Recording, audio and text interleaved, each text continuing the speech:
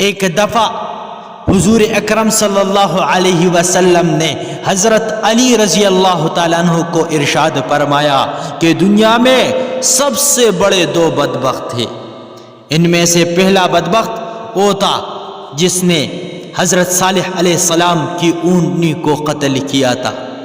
یہ شخص سب سے بڑا بدبخت تھا جس کا نام قدار ابن سلف تھا، جس نے اپنے پوری قوم کے لیے عذاب الہی کو دعوت دی، حالانکہ حضرت صالح علیہ السلام نے ان کو آگاہ بھی کر دیا تھا کہ یہ اللہ تعالیٰ کی خاص پیدا کی ہوئی اونٹنی ہے، اس کو تکلیف پہنچانے سے بچو۔ پھر حضور صلی اللہ علیہ وسلم نے حضرت علی رضی اللہ تعالیٰ عنہ سے فرمایا کہ دوسرا بدبخت وہ ہوگا جو تیرے داڑھی کو تیرے گردن کی خون سے رنگین کرے گا، یعنی حضرت علی رضی اللہ تعالیٰ عنہ کا قاتل۔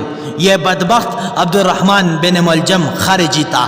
اس بدبخت نے حضرت علی رضی اللہ تعالیٰ کو شہید کر کے خلافت کا خاتمہ کر دیا اور امت مسلمہ کو خلافت راشدہ کی برکات سے محروم کر دیا۔